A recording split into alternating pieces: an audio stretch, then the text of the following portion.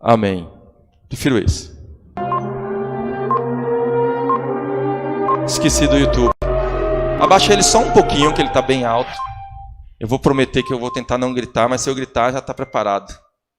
Oi, graça e paz, irmãos aí do YouTube. Eu queria que você abrisse sua Bíblia no Evangelho de Mateus, capítulo 24. Mateus 24. Gente, esse microfone é muito melhor. Ele é limpo. Ele é puro. Vocês percebem isso, não? Vê se é engano meu, ó. Glória a Deus, irmãos. Oi. Amém. Olha esse eu falando e olha esse eu falando. Qual é melhor? Esse é melhor? Então quem acha que é esse, levanta a mão. Quem acha que é esse, levanta a mão.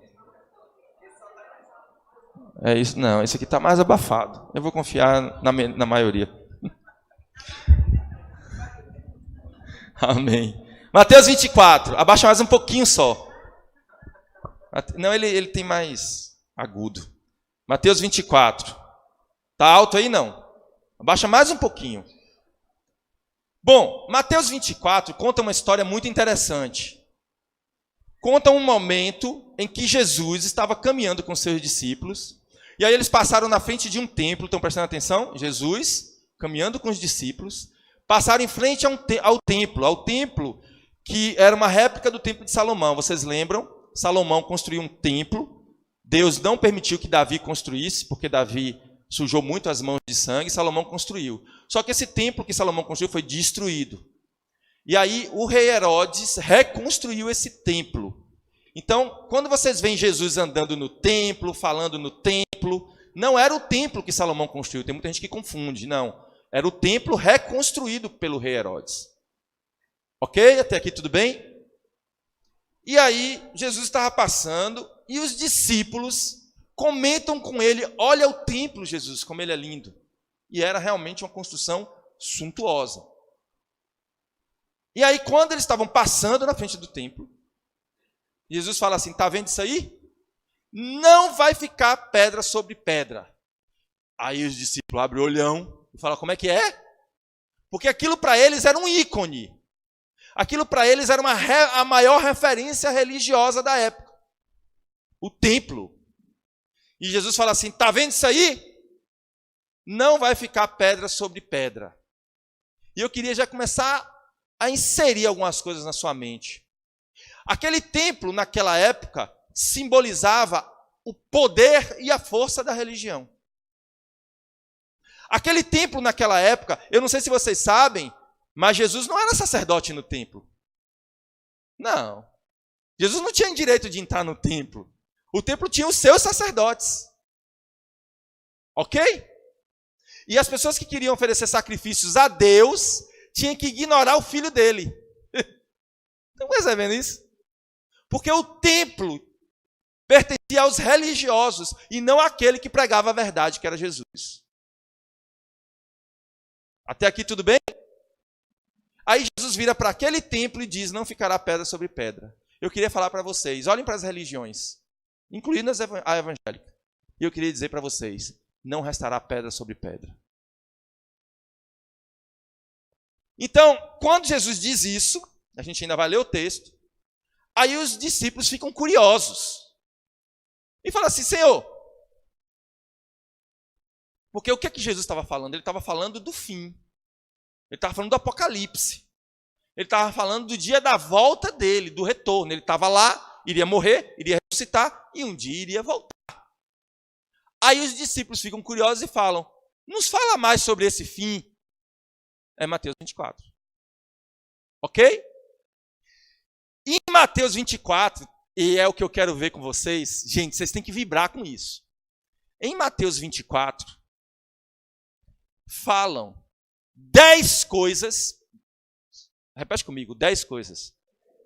Falam 10 coisas que Jesus disse que iria acontecer antes dele voltar.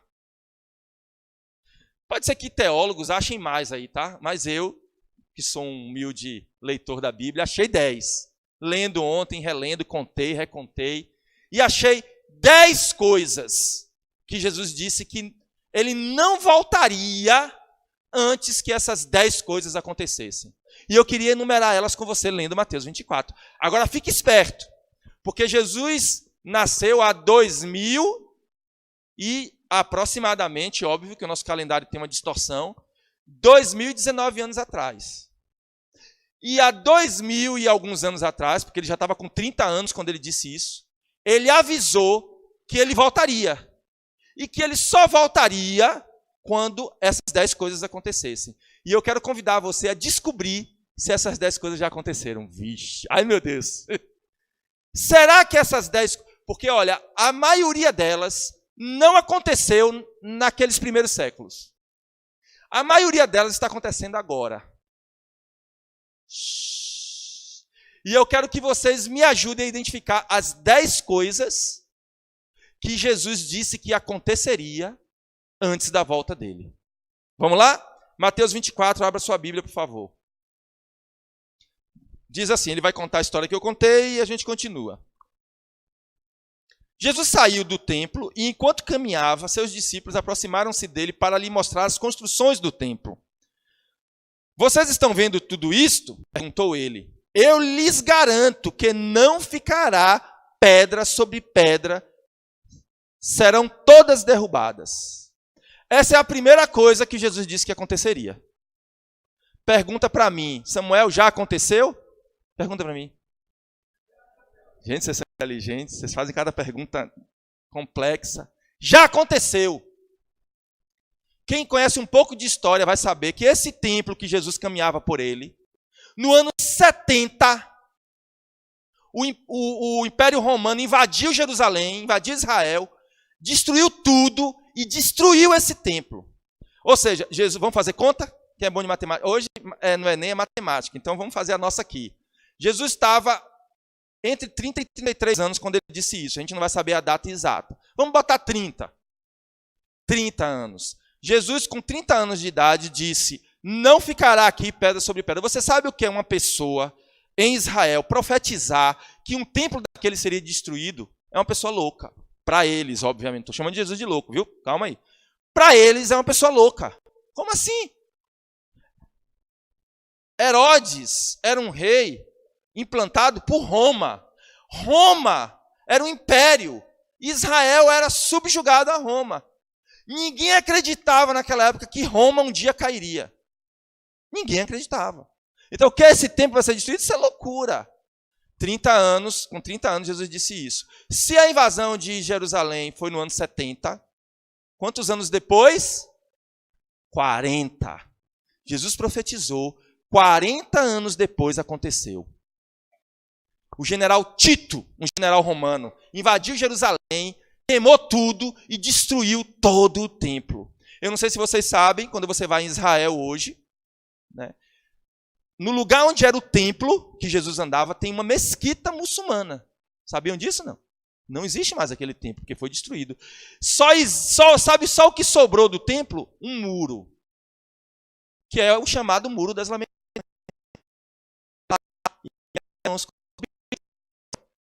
Só sobrou um muro. A paz de Deus. Aquelas orações. E do outro lado do muro é uma mesquita muçulmana. Profecia cumprida. Primeira. Se cumpriu? Se cumpriu. Eu ainda acho que para a profecia ficar completa, no dia que Jesus voltar, até aquele muro vai cair. Vão dar um jeito de derrubar, porque ele era pedra sobre pedra, gente. Então, alguma hora aquele muro ainda cai. Não estou querendo isso não, viu? Misericórdia. É um achado teológico. Continuando o versículo 3. Tendo Jesus se assentado no Monte das Oliveiras, ele já tinha saído do templo. Quem já foi em Israel sabe. Você, né, Thaís? Já foi lá, eu e Azevedo já fomos. Você sobe no Monte das Oliveiras e você vê o templo. E se você está no templo, ao lado contrário, você vê o Monte das Oliveiras. Então Jesus passeou pelo templo, subiu aquele caminho que nós fizemos, lembra, Kátia? Subiu e ficou no Monte das Oliveiras. E lá ele estava com os discípulos. E ele disse, tendo Jesus se assentado no Monte das Oliveiras, os discípulos dirigiam-se a ele em particular e disseram, Dize-nos quando acontecerão essas coisas e qual será o sinal da tua vinda e do fim dos tempos. Pergunta boa. Senhor, quando o Senhor estiver prestes a chegar, conta para nós o que vai acontecer. E é uma coisa interessante aqui, que normalmente, quando os discípulos faziam perguntas assim para Jesus, ele dava uma lapada. Não é da tua conta, não cabe a você, você não tem que saber. Essa ele resolveu responder. Jesus estava num bom humor naquele dia. Ele falou, vou responder. E aí ele enumera mais 9 coisas. E aí vamos lá. Jesus respondeu, versículo 4. Cuidado, que ninguém os engane. Se Jesus disse, cuidado, para os discípulos, viu? Que ninguém os engane. Sabe o que isso significa? Sabe o que significa, Arthurzinho? Que nós podemos ser enganados. As pessoas podem enganar a gente a respeito de Jesus, de Cristo e da sua volta. Então ele está dizendo, cuidado, para que ninguém engane vocês. Até aqui tudo bem? Aí Jesus diz assim no 5º, pois muitos virão em meu nome dizendo, eu sou o Cristo, e enganarão a muitos. Segunda coisa que iria acontecer antes da volta dele. Pessoas começariam a aparecer dizendo, eu voltei. Obviamente, essa coisa tinha que acontecer só depois da morte de Jesus, concordam? Porque ele morreu, ressuscitou, subiu e disse que ia voltar. Para alguém chegar dizendo, eu sou Jesus e voltei, no mínimo já tinha que ser 33 anos depois da história de Cristo. Aí eu pergunto para você, você conhece alguém hoje que se diz o Cristo? Quem conhece aqui? No Brasil tem um. Quem conhece o do Brasil? Fala o nome dele. Henri Cristo. Tem outros espalhados pelo mundo. Mas tem um doido em Brasília, chamado Henri Cristo, que ele diz que ele é Jesus e voltou. Aí você fala assim, mas ele é um doido. Você já foi lá ver quantos seguidores esse cara tem? Muitos. Muitos seguidores. Eles têm investimento financeiro. Ele viaja o Brasil todo com investimentos que as pessoas fazem por acreditar que ele é o Cristo. Teve um nos Estados Unidos que arrebanhou muita gente. Então, a segunda coisa que Jesus disse que aconteceria, já aconteceu e está acontecendo. Falsos cristos. Porque ele disse, não se enganem, o dia da minha vinda será como um relâmpago que sai do Oriente e se mostra no Ocidente. Todo olho verá, todo joelho se dobrará e todos confessarão Jesus Cristo. Até aqueles que não creem, até os ateus, até aqueles que acham que Deus não existe, a Bíblia diz que vai na hora, vai acontecer um negócio assim no joelho, a pessoa vai ficar tentando ficar em pé, não consegue, e vai ajoelhar e vai dizer Jesus Cristo é o Senhor, querendo ou não querendo. O bom é que a gente diga isso por amor, e não porque o joelho se dobrou sem você querer. Mas já aconteceu. Continuando, terceira. 6º. Vocês ouvirão falar de guerras e rumores de guerras, mas não tenham medo. É necessário que tais coisas aconteçam, mas ainda não é o fim. Nação se levantará contra nação e reino contra reino. A primeira guerra que aconteceu logo depois dessa profecia foi a queda do Império Romano. Logo começaram os bárbaros se movimentarem, e aí todo mundo começou a atacar Roma, e Roma caiu. E depois disso, deixa eu perguntar para vocês. Vocês já ouviram falar, quem já saiu da escola aqui, fez história, vai lembrar. Vocês já ouviram falar de alguma guerra mundial? Já. Tivemos quantas? Quantas? 2 guerras. Pelo menos com 2 guerras já se cumpriu. Agora, quem aqui já ouviu, ou lembra, ou já ouviu falar de momentos tensos da história da humanidade, que alguém disse, terceira guerra mundial chegando? Quem já ouviu, levanta a mão. O que é isso? Rumores de guerra. Eu não sei se vocês lembram quando teve a Primavera Árabe, que eles começaram a se movimentar. Pouco tempo agora, foi o quê? 2012, não lembro. Primavera Árabe, Gaddafi caiu, e aí começou aquela enxurrada de guerra lá, aí os Estados Unidos disse que ia se meter, Rússia disse se meter, eu me meto também, todo mundo ficou tenso, vários jornalistas dizendo, vai sair a Terceira Guerra Mundial. Ufa, não saiu. Mas não precisa mais sair, sabe por quê? Porque pela profecia já teve guerra, e rumores de guerra tem toda hora. Vixe. Essa é a terceira coisa. Versículo 6 a 7 diz, 7b, né? Porque a gente leu 7, nação se levantará contra a nação e reino contra reino. Haverá fomes e terremotos em vários lugares. Só nessa sentença aqui ele fala de duas coisas, a quarta e a quinta. Mas vamos para a quarta. Haverá fomes. Alguém já ouviu falar? Eu não vou falar de que ala é, se é de direita ou de esquerda, mas tem uma ala aí de imbecis que dizem que não tem esse negócio de fome no mundo, não. Já ouviu falar? Deve ser a mesma galera que acredita na terra, que a Terra é plana, né? Deve ser mais ou menos isso. Não tem como não tem fome no mundo. A cada 4 segundos uma criança morre de fome no mundo. Se eu contar aqui, 1, 2, 3, 4, acabou de morrer uma criança. Estatística da ONU. Fome. O mundo está sendo devastado pela fome. Os cientistas dizem que não sei se vocês já ouviram falar numa coisa chamada fator 10. Eles dizem que se a humanidade continuar do jeito que está, crescendo como está, eles pegaram o menor país da Europa, com um índice de crescimento, que a Europa quase não faz filho, vocês sabem. O menor índice de crescimento da Europa, se crescer naquela levada, em 2050 não vai ter comida para todo mundo no planeta. E nem água. 2050. Já tem fome e a tendência é ficar pior.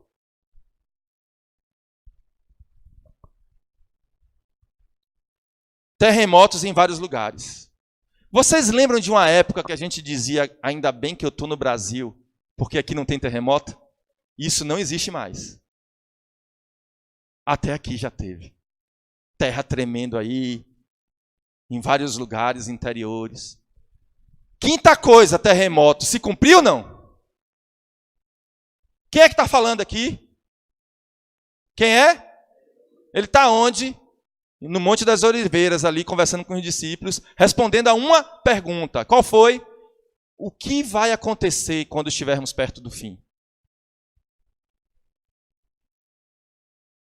E aí ele vira no versículo 8 e diz, tudo isso será o início das dores. Versículo 9. Então eles os entregarão para serem perseguidos e condenados à morte. Sexta coisa. Quem aqui já ouviu falar de cristãos mortos por causa de Jesus? Sabe, os radicais muçulmanos colocam uma arma na cabeça de um cristão. Eles não querem nada, eles não querem dinheiro. Eles não querem que eles façam trabalhos escravos. Eles não querem nada. Eles só querem que ele fale uma coisa. Renegue a Jesus. Só isso. Sabe, eles inclusive, não sei se vocês sabem, os muçulmanos acreditam que o nosso Deus é o mesmo Deus deles. Porque o Deus deles é o Deus de Abraão, que é pai de Isaac e Ismael. Isaac é a geração dos judeus. Ismael dos muçulmanos. Então, em tese, o nosso Deus é o mesmo Deus deles. Mas quando acontece essa bifurcação, aí os muçulmanos que saíram de Ismael vão para Maomé. E os que saíram de Isaac vão para Jesus Cristo. E aí é onde começa a briga. E aí eles só querem isso. Eles pegam famílias inteiras naqueles lugares mais radicais da África, por exemplo, botam enfileiradas. Vocês já viram isso no noticiário? Botam enfileiradas com uma vala atrás. E diz assim, aí você pergunta, o que é que aquele povo quer, gente? Eles podiam pegar aquelas pessoas, produzir riqueza, botar para trabalhar, até escravo. Estou falando de um pecado, mas faria sentido. Estou falando de uma crueldade, mas a sua cabeça entenderia. O povo é miserável, quer ganhar dinheiro, quer botar crianças para trabalhar escravo, como acontece também na África, por exemplo. Mas eles não querem nada disso. Eles não querem o dinheiro deles, eles não querem nada. Eles só querem que eles neguem a Jesus. E aí botam a metralhadora na cabeça e falam, você não vai negar Jesus. E aquelas pessoas com o coração cheio de alegria falam, não, nós não negaremos o nosso Jesus. Pô, tiro na cabeça, cai na vala. Para onde vai essa pessoa? Eu creio que é recebida por Jesus nos altos céus, assim como Estevão foi recebido. Ele se levanta do trono e diz, vinde a mim, benditos do meu Pai. e vai para um lugar muito melhor do que aqueles onde eles estavam. Já aconteceu ou não? Jesus era um cara esperto, viu, gente? Ele sabia de tudo o que ia acontecer, percebeu isso? Então eles os entregarão para serem perseguidos e condenados à morte. E vocês serão odiados por todas as nações por minha causa. Essa é a 7ª coisa. Você viu que eu desmembrei. Uma coisa é morrer. Jesus disse que as pessoas morreriam por causa do nome dele. E outra coisa é você ser odiado por causa de Jesus. Você já reparou que os cristãos são odiados de uma maneira tão especial e amorosa? Não, é sério. Cristão é odiado de uma maneira surreal. Porque, raciocina comigo, você tem várias religiões. Você sabe o que é que acontece com o muçulmano, quando você vê um muçulmano? Aqui no Brasil, quando você vê um muçulmano, você tem medo. Você não tem ódio. Percebeu isso? Você tem medo. Na Europa é mais comum. Você passeia pela Europa, eu fui quando eu estava na Inglaterra, eu fui conhecer lá Stone Ranges, aí o motorista do ônibus era muçulmano, a menina que te atende era muçulmana. É normal, porque eles entendem que nem todo muçulmano é terrorista. E é verdade.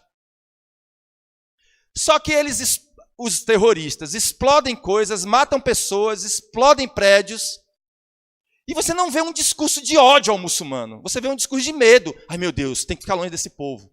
Ai, meu Deus, passa um cara com um tosso na cabeça e você já quer correr. Sai desse aeroporto aí que tem medo. Mas não tem ódio. Aí você pega as outras religiões, você acha bonito, engraçado, você olha para o budismo, pô, é legal, as pessoas ali, aquele momento zen e tal. As pessoas olham para as religiões de uma maneira muito singular. Mas para o cristianismo as pessoas olham com ódio.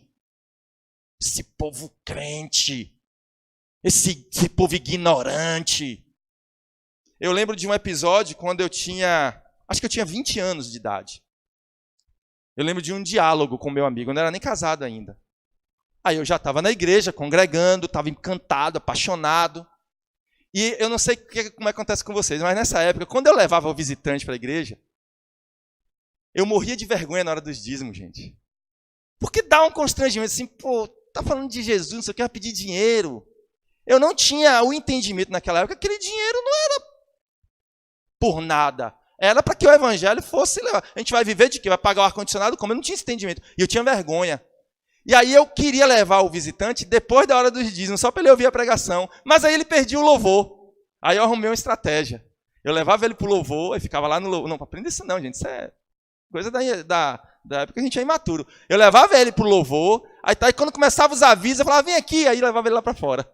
Aí ficava conversando com ele lá fora, até passar os avisos, a hora do dízimo. Quando eu vi que estava acabando, eu trazia ele para dentro de mim. Estou aqui, maluquice.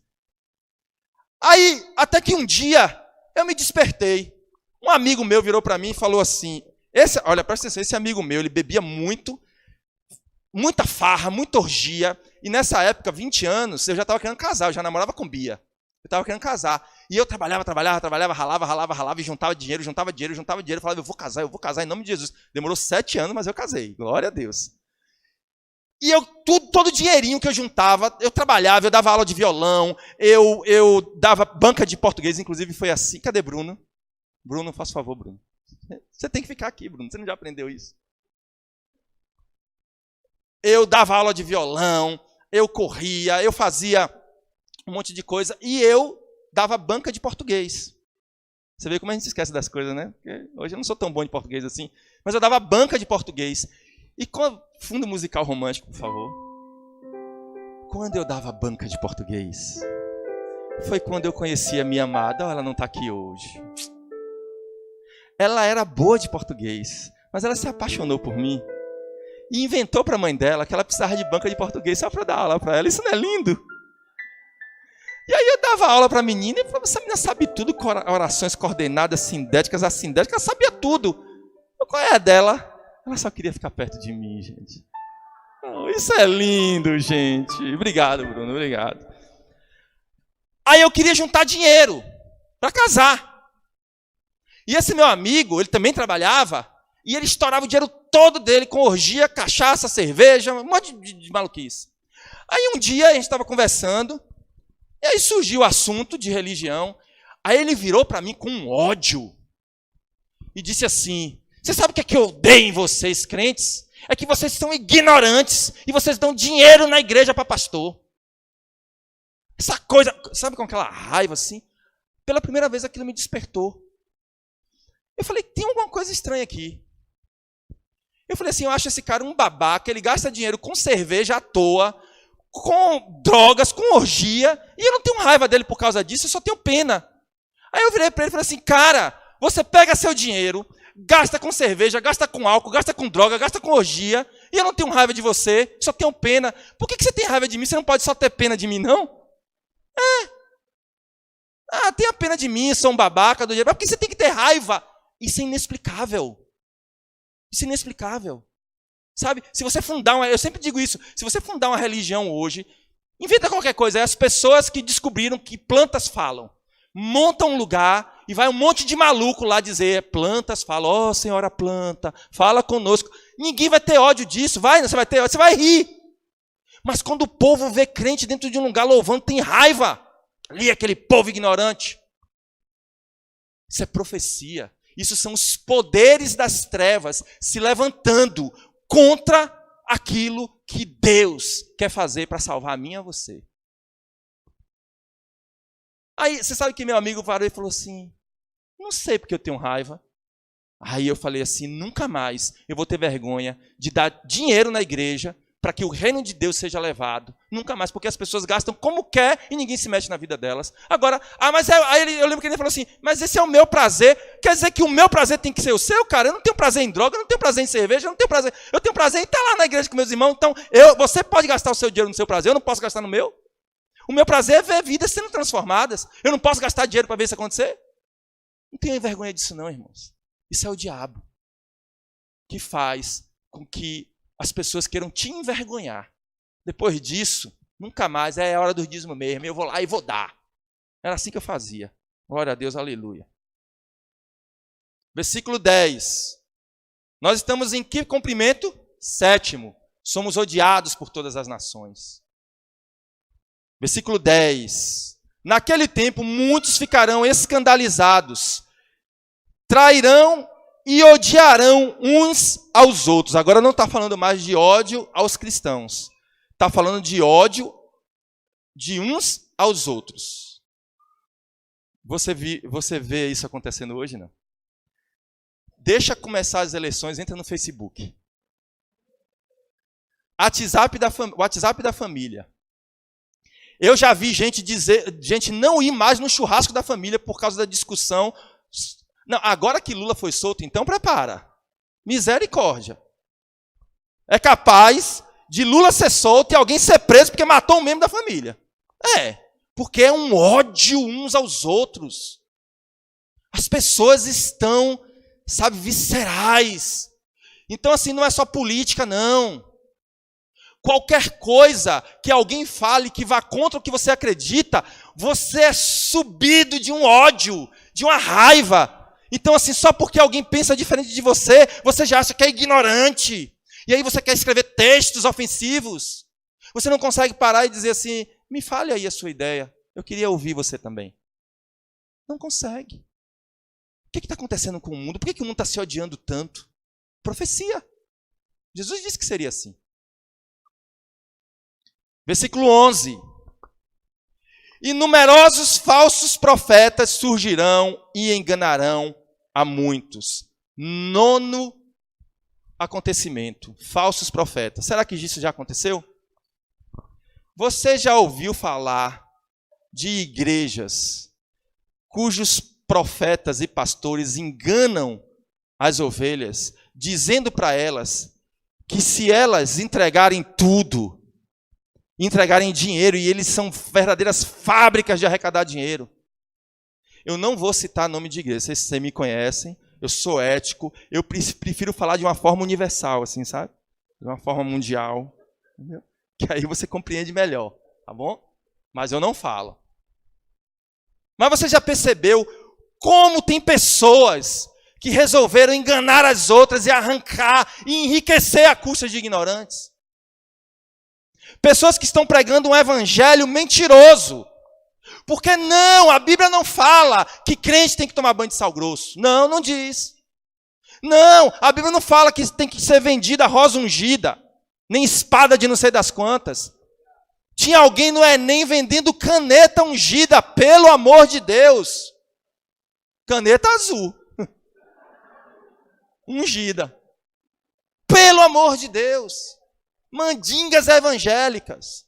A caneta vai fazer o quê? Você vai soltar a caneta igual Harry Potter e ela vai assinalar as questões corretas? Oh, meu Deus do céu. Aí vem um navio atracar em Salvador. Aí, por uma infelicidade declaratória, alguém diz, segura os demônios aí da Baía de Todos os Santos que nós estamos chegando. Aí se levanta. Conheço a mãe de santo Jacira, inclusive, a gente já se encontrou em alguns eventos religiosos. E aí se levantam. E eles dizem assim, vamos fazer um ebó coletivo contra os crentes. Até aí tudo bem. Mas aí os crentes se levantam com ódio e dizendo, vamos lutar, vamos acabar com eles. Para que isso? Gente, caia fora disso, pelo amor de Deus. Não pilha pelo WhatsApp, não. Isso é imbecilidade gospel. Nós não estamos aqui para trazer guerra para as pessoas, estamos para trazer amor. O que a pessoa deveria ter feito era, poxa, eu ofendi vocês, me perdoem.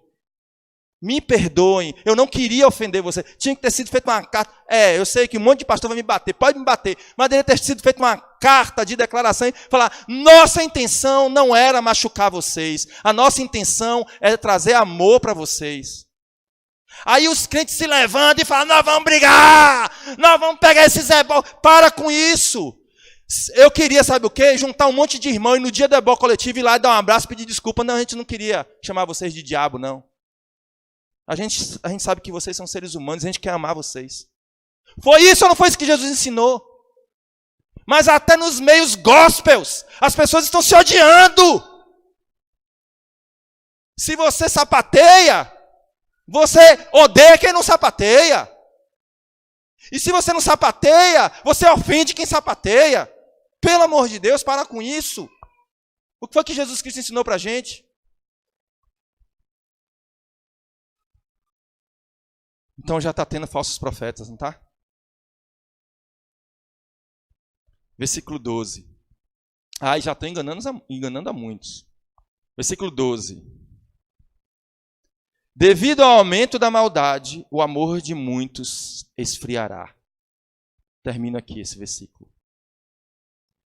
Devido ao aumento da maldade, o amor de muitos se esfriará.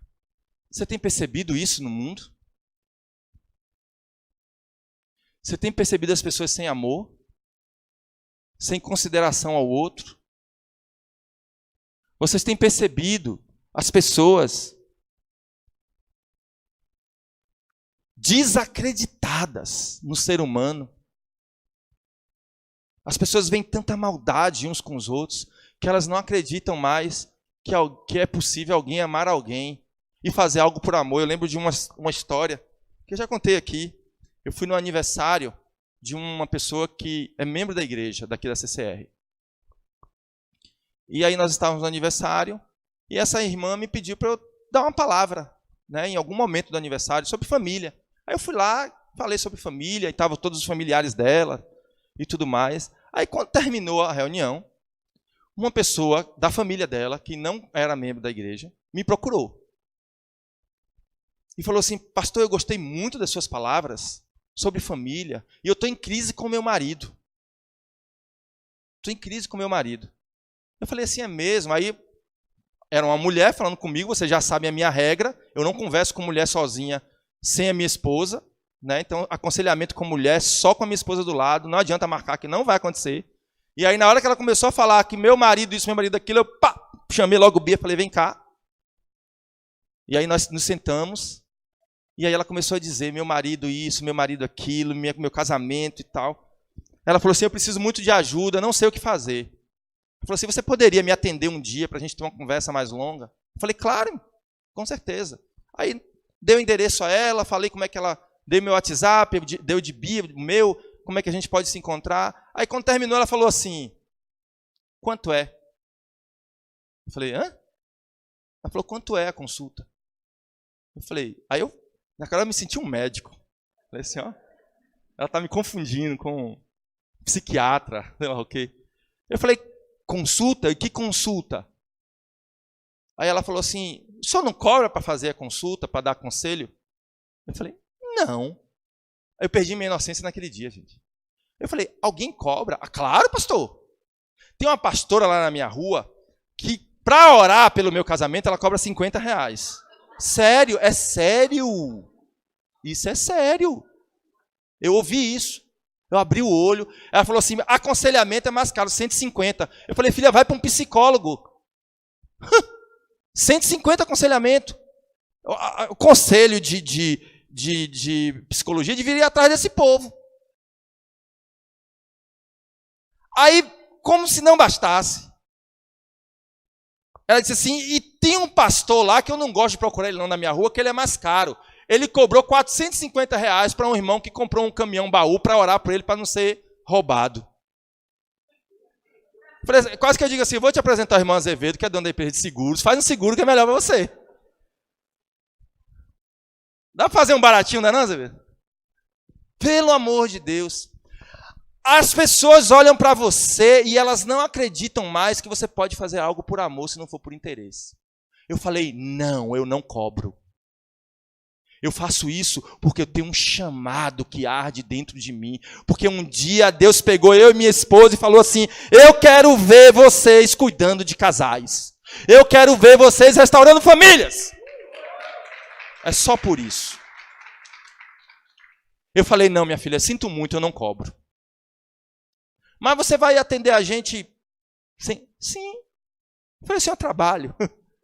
Eu só faço isso porque eu amo ao Senhor. E Ele me mandou fazer isso. O amor esfriou. Esfriou. Esfriou. As pessoas não esperam mais nada de bom de ninguém. E aí eu queria, para finalizar, ler um último texto. Esse eu vou ler corrido.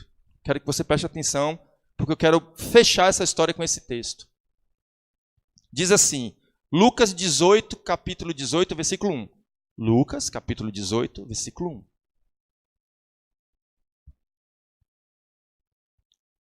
Azevedo, depois você me paga pelo merchandising, tá bom? Obrigado, comissão. Versículo 1. Então, Jesus contou aos seus discípulos uma parábola para mostrar-lhes que eles deviam orar sempre e nunca desanimar. Ele disse, em certa cidade havia um juiz que não temia a Deus e não se importava com os homens. E havia naquela cidade uma viúva que se dirigia continuamente a ele, suplicando-lhe, faze-me justiça contra o meu adversário. Por algum tempo, ele se recusou, mas finalmente disse a si mesmo, embora eu não tema a Deus, um juiz disse, eu não temo a Deus. Era tipo um ateu, um juiz. Embora eu não tema a Deus e nem me importe com os homens, o cara era osso. Não temo a Deus e não me importo com ninguém. Esse aí tinha um rei na barriga. Esta viúva está me aborrecendo. Vou fazer-lhe justiça para que ela não venha mais me importunar. E o Senhor continuou. Ouçam o que diz o juiz injusto. Acaso Deus não fará justiça aos seus escolhidos que clamam a Ele dia e noite? Continuará fazendo-os esperar? Eu lhes digo, Ele lhes fará justiça em terra. Quando o Filho do Homem vier, encontrará fé na terra? Essa é a pergunta. Eu tenho 10 minutos ainda? Dá para fazer uma enquete? Liga aqui. Eu não quero que você responda porque você acha certo ou errado. Eu quero que você responda o que vem primeiro na sua cabeça. Jesus vai voltar. Você leu Mateus 24 comigo. Você percebeu que em Mateus 24, todas as coisas que disse que iria acontecer, já aconteceu? O último versículo diz, e depois todo o evangelho será pregado em toda a terra, aí virá o fim. Esse evangelho já está sendo pregado por todo mundo. A internet proporcionou isso. Jesus está para voltar, sim, eu creio. Quantos anos? Eu não sei. Ele disse que ninguém sabe. Mas quando ele voltar, vamos imaginar que ele volte, sei lá, daqui a 5 anos. 5 anos. 5 aninhos. Só uma hipótese, tá? Não vai sair dizendo aí que o pastor Samuel disse que daqui a 5 anos Jesus vai voltar. Não disse isso. Quando ele voltar, por um acaso, achará fé na terra? O que é que você acha? Sim ou não? Você quer responder, minha irmã? Responde. Sim, pelo menos aqui vai ter fé. Ô, glória! Ô, glória! Quem acha que não? Agora, depois da declaração dessa... Porque você perceba que a pergunta é complexa. Ele não disse nem que ia achar, nem que não ia achar. Ele perguntou. Quando o Filho do Homem vier, acaso achará fé na terra? Eu vou facilitar para vocês. A irmã Verônica fez uma declaração de amor. Ela disse, pelo menos aqui vai. Mas a pergunta não foi no coração dela, foi na terra. Então quem quiser dizer não, ainda pode. Porque essa declaração de amor chega me empolgou aqui, chega me arrepiei. Mas e na terra? Quando o Filho do Homem voltar, você acha que haverá fé na terra? Quem acha que não? É você que acha que não? Fran disse que não, vou atrás de Fran agora. Achei uma. Quando o Filho do Homem voltar, quando Jesus voltar, você acha que haverá fé na terra? Não, não para todos. Não para todos. Você acha o quê, mãe? Haverá fé na terra? Não, a ciência vai mudar completamente a noção da fé. Que declaração, viu? Complexa intelectual. A ciência mudará completamente a noção da fé. Então temos 2 alas aqui. A da direita e a da esquerda. Brincadeira, gente. Tinha que ser, mãe. Nós temos aqui 2 linhas de pensamento. Uma que sim, haverá fé na terra. Outra que não. Eu vou te responder agora, baseado na Bíblia. Sim e não. Sim e não. Porque o que Jesus estava provocando nos discípulos era uma pergunta. Se haverá fé, de que fé estamos falando? De que tipo de fé estamos falando? Porque, olha só, acho muito difícil. Freud já tinha dito que a religião ia acabar. Ele escreveu um livro chamado, deixa eu ver se eu lembro o título do livro, o Fim de uma Ilusão, alguma coisa assim. Quem lembra o título do livro? É O Fim de uma Ilusão. Acho que era isso. E nesse livro ele diz que a religião iria acabar. Ele calculou que a ciência tomaria o lugar da ignorância, porque era assim que ele dizia que era a religião, uma ignorância, ele dizia. Só que só fez aumentar. Só aumentou. Não sei se vocês sabem, você sabe quantos % de ateus existem no mundo? 2%. Pesquisa de 2018. No mundo existem 2% de ateu. Aí você fala assim, sim, mas não necessariamente ateu é só aquele que não tem fé. As pessoas podem não ser ateu e não temer a Deus.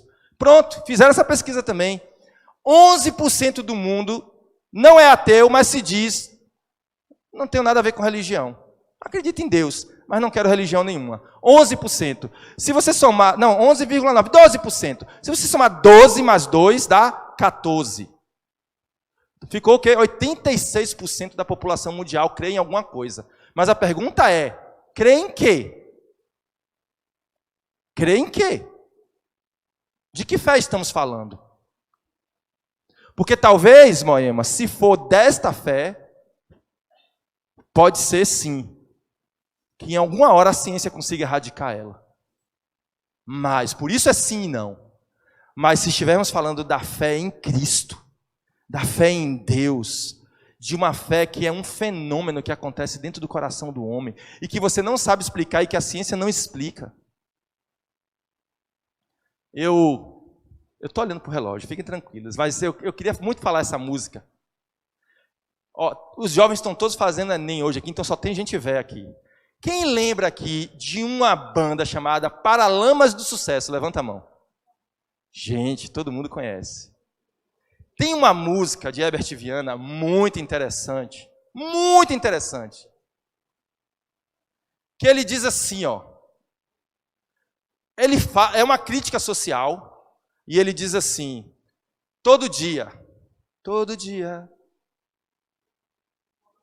o sol da manhã vem e lhes desafia, traz dos sonhos para o mundo que já não queria, palafitas, trapiches, farrapos, filhos da mesma agonia. Ele está falando das pessoas que vivem em condições precárias. E a cidade, que tem braços abertos no cartão postal, está falando do Rio de Janeiro, Cristo Redentor, mas com os punhos fechados na vida real, lhes nega a oportunidade e dá vista real a alguma coisa que eu não lembro aqui. Aí ele termina dizendo assim: alagados, Tristal, favela da Maré, a cidade não vem a esperança não vem do mar nem das antenas de TV. A arte é de viver da fé, só não se sabe fé em quê.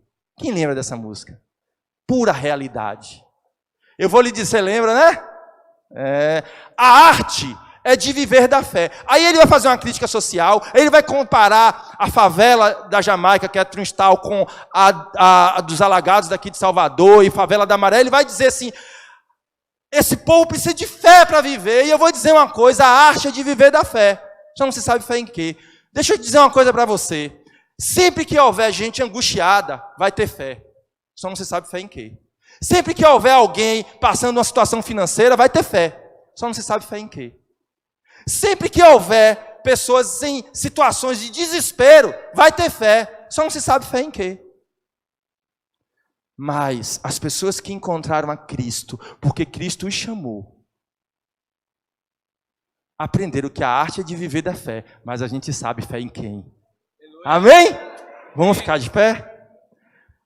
O que está me deixando agoniado nesses dias de hoje, o que está me deixando angustiado nesses dias de hoje, é que as pessoas... Chesterton, um filósofo muito famoso, ele disse que o problema de virar um ateu é que você começa a colocar a sua esperança, você tira de Deus e coloca em um monte de coisa. Tem gente achando que intelectuais, filósofos ou presidentes vão salvar você de alguma coisa.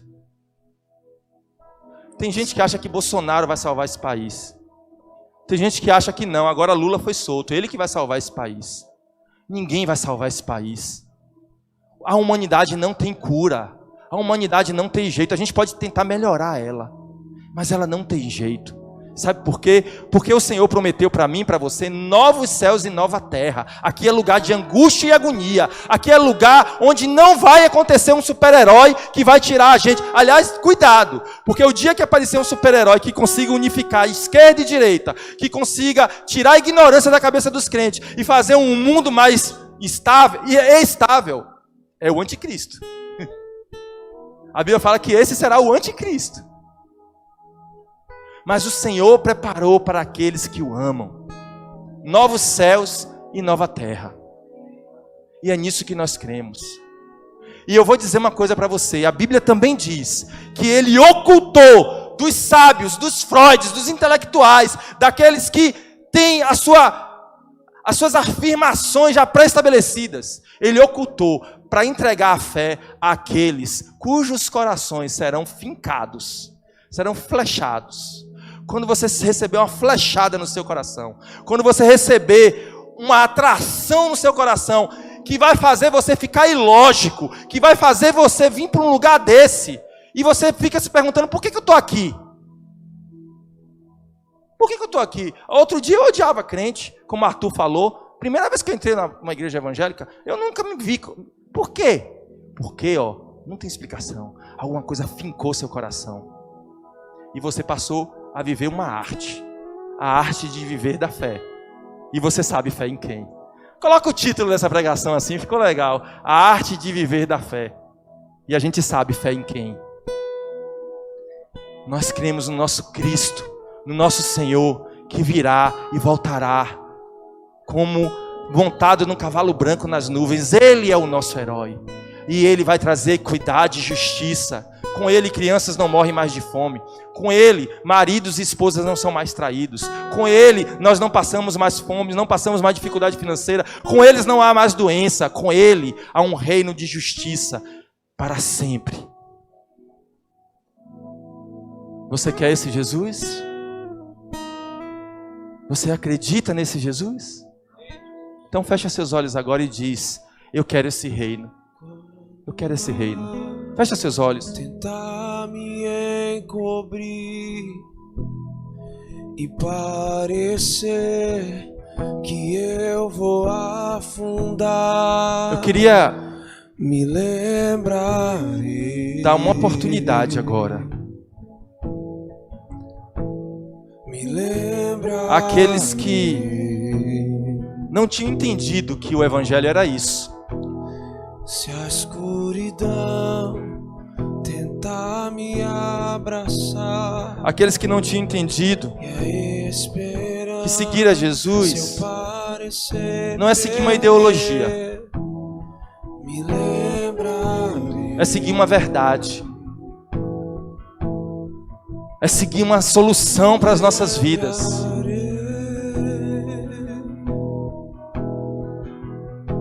Quando Ele chegar, Que a paz talvez aqueles que têm a verdadeira fé no coração serão poucos, Verônica, serão poucos mesmo. você não Poucos dirão: eu acreditei até o fim. Poucos dirão. Porventura achará fé na terra?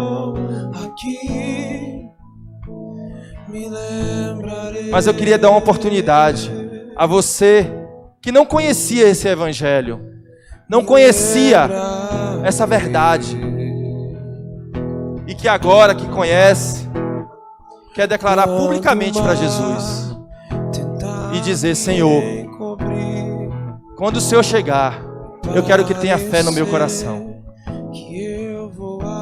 Se você for uma pessoa que conseguiu ter essa consciência agora, eu quero vir aqui, quero que você venha aqui para orar por você. Vem aqui. Você não conhecia esse evangelho? Então, seja bem-vinda para esse evangelho. Esse é o evangelho da justiça. Esse é o evangelho da vida. Esse não é o evangelho das conjecturas. Esse não é o evangelho das complexidades intelectuais. Esse é o evangelho que entra e rasga o nosso coração. Esse é o evangelho que diz assim: agora faz sentido para mim.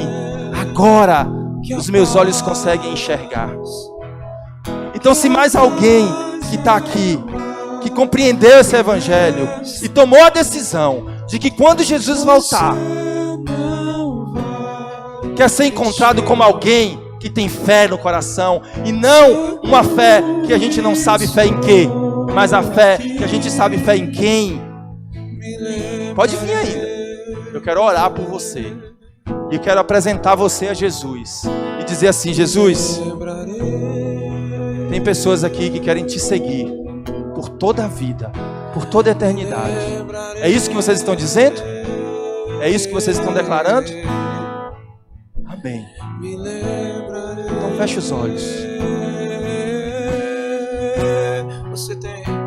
Você tem um nome que acalma a tempestade. Amém. Você tem um nome que Amém, ilumina a escuridão.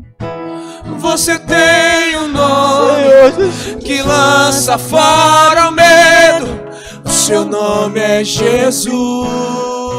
Olhem para mim vocês, ó. Você tem, Não desistam não.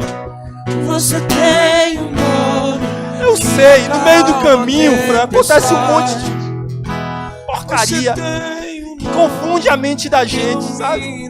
E é assim mesmo que tem que ser, porque existe um sistema maligno no mundo que não vai dar conta dele. Não vai. Sabe, a gente não tem um herói há muito tempo. Há muito tempo. Passam eleições e eleições e a gente projeta em alguém um herói. Eu tenho candidatos. Eu tenho aqueles que eu prefiro. Mas eu não tenho a ilusão de achar que eles vão dar um jeito neste mundo, sequer nesse país, sequer nesse mundo. Sabe, eles não vão resolver os problemas intrínsecos de relacionamentos que simplesmente estão desajustados no mundo. Eles não vão, por mais que nós vivamos um lugar de equidade, de boa administração pública, ou de grandes intelectuais, ninguém vai conseguir proteger os nossos filhos como a gente quer proteger, e vocês sabem disso. Vocês têm filhos. A gente está solto, perdido à deriva nesse mundo se não estivermos com Cristo. Então não desistam, sabe? Porque há uma promessa. Há uma promessa. Há uma verdade, não é ilusão. Há uma verdade viva. Sabe? Que ela não pode ser explicada com palavras, elas só podem ser vividas. Elas só podem ser tocadas. A gente toca, coloca a mão e diz eu quero, e alguma força puxa a gente para dentro. E a gente vai estar envolvido, mergulhado em algo que vai fazer sentido. Na hora certa, vai fazer sentido. Vai fazer. Na hora certa, o coração vai dizer, quando ele voltar, ele vai encontrar fé. Ele vai encontrar. Ele vai encontrar. Esses passos que vocês deram hoje são passos. E a esperança eu parecer perder, me lembrarei, Senhor,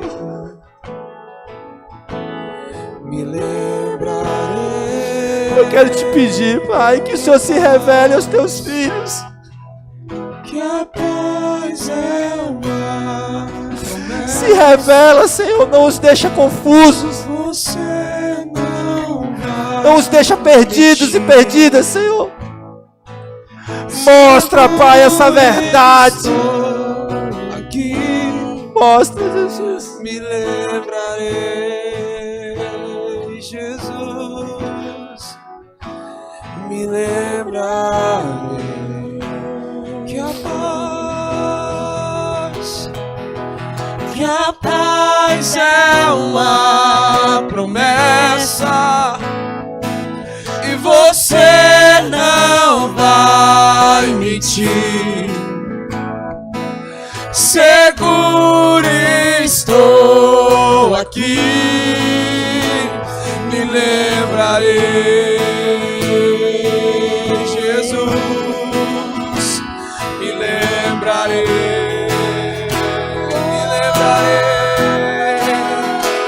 Me lembrarei,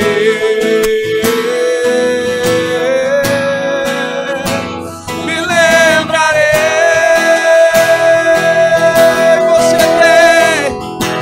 Você tem um nome que acalma a tempestade. Você tem um nome que ilumina a escuridão. Você tem um nome que lança fora o medo. Seu nome é Jesus. Você tem um nome, Senhor. Você tem um nome que acalma a tempestade.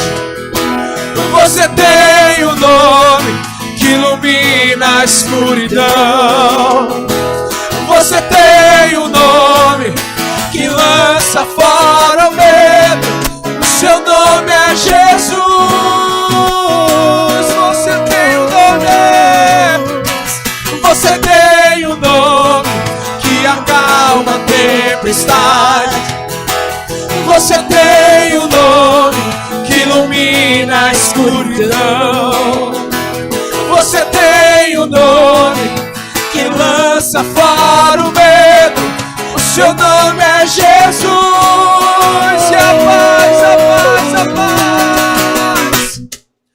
E a paz é uma promessa. Você não vai mentir. Seguro estou aqui, me lembrarei.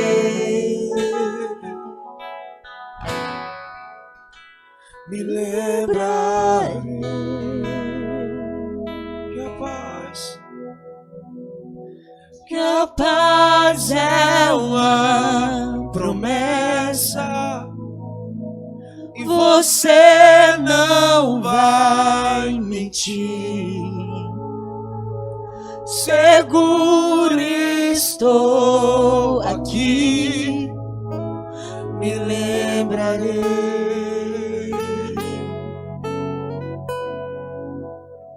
Me lembrarei.